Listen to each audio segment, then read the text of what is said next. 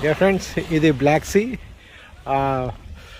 జార్జియాలో టిబ్లిసీ నుండి మనం బొటమీ ప్లేస్కి రావాలి. ఇక్కడ ఈ బ్లాక్ సీ వాటర్ చూడు ఎంత క్లియర్గా ఉంది. అసలు సముద్రంలో ఎంత క్లియర్ వాటర్ మనం ఎక్కడైనా చూసినామా?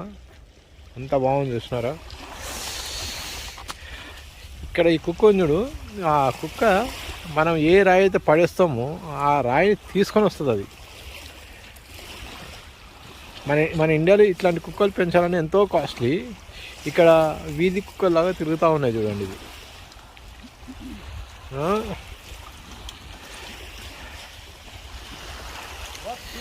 ఇది జైంట్ వీల్. ఆ జైంట్ వీల్ అదే స్పీడ్లో తిరుగుతూ ఉంటుంది. అది దానికన్నా ఎక్కువ స్పీడ్ తిరగదు. దాని కాస్ట్ మనం ఎక్కాలనుకుంటే 10 జెల్స్ అంట అందులో. ఇక్కడ ఈ టవర్ కనబడుతుందా? ఈ టవరు ఆల్ఫాబెట్ టవర్ అంటారు దీన్ని. జార్జియన్ ఆల్ఫాబెట్స్ అన్నీ అందులో ఉంటాయి. అవి ఉన్నాయి చూడండి, ఏబిసిడి లాగా. మన ఏబిసిడి ఇంగ్లీష్ ఎట్లుంటాయో వాళ్ళ జార్జియాలో అవి ఉంటాయి అన్నమాట. అక్కడ ఆ టవర్ కనబడుతుందా గోల్డ్ కలర్లో? అది పెద్దగా, అది క్యాసినో టవర్. మొత్తం క్యాసినో టవర్ అది. బ్లాక్ సీ చాలా చల్లగా ఉంది ఇక్కడ. చాలా అంటే చాలా చల్లగా ఉంది.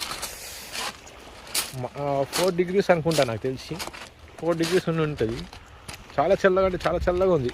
బాబు ఒక వారం రోజులు స్నో పడ్డది అనమాట. ఇక్కడ అంతా మొత్తం స్నోనే. అసలు జార్జియా కంట్రీ మొత్తం స్నో ఉంది మొత్తం.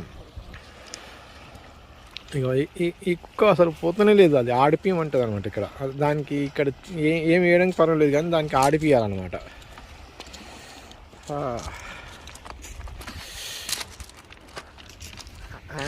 యాలీ నానో స్టాచ్యూ ఉంటుంది. అది ఇంకా స్టార్ట్ చేయలేదు. యాక్చువల్లీ స్టార్ట్ చేస్తే చాలా బాగుంటుంది అనమాట. వాతావరణం మొత్తం చల్లగా ఉంది కాబట్టి పబ్లిక్ ఎక్కువ లేరు ఇక్కడ. లేకపోతే అసలు ఎండాకాలంలో వస్తే చాలా బాగా పబ్లిక్ ఉంటారు ఇక్కడ. చూడండి ఎంత నీళ్ళు చూడండి, ఎంత తెల్లగా ఉన్నాయో. చూడండి ఎంత బాగుంది చూడండి అసలు వాటరు.